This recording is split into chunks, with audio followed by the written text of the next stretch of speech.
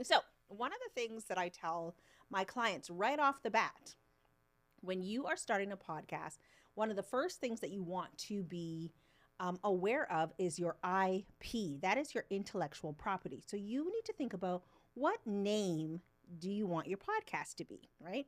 And really, it doesn't matter what name you want, but the first thing you need to do is make sure that that name, that domain name, is available.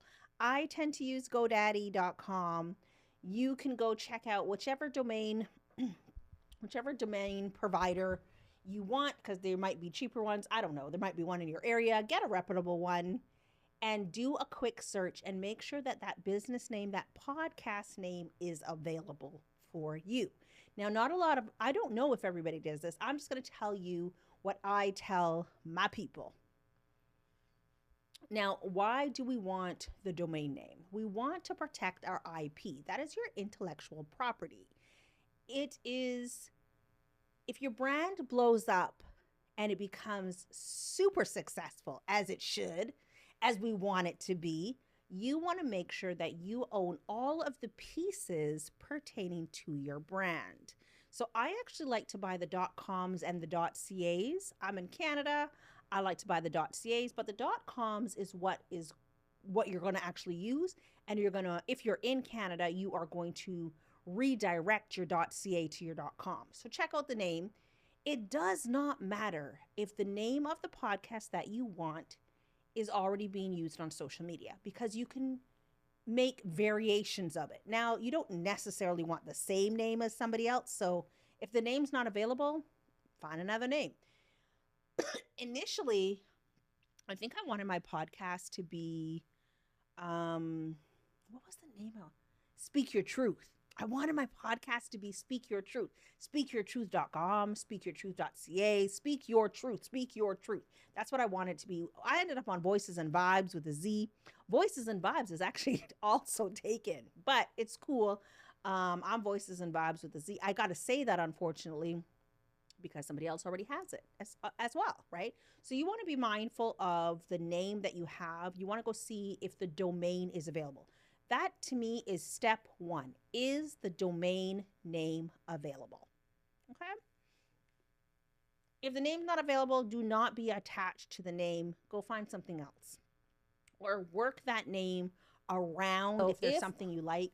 I really one thing you want to do is you want to check it on the on GoDaddy, but you could always just pull it up to see if it's actually being used because when you go to a domain place, it might be available to purchase, but especially if it's a premium domain, but you just got to decide, is this worth spending the money? If you blow up, then it's absolutely worth it. So let's look up, sorry, let's look up a popular podcast.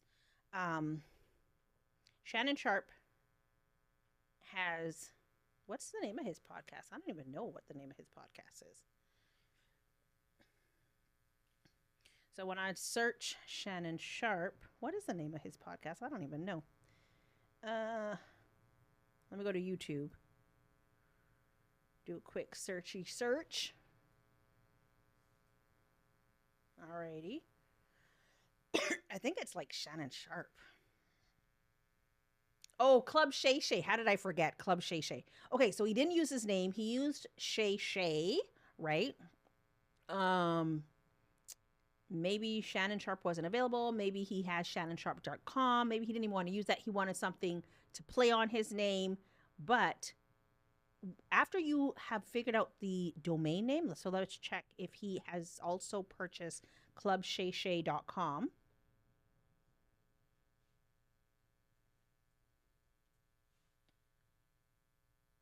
And he hasn't. Ooh, it is. Oh no, it's registered, but he's not using it. So he probably owns that IP so nobody else can go in and purchase it.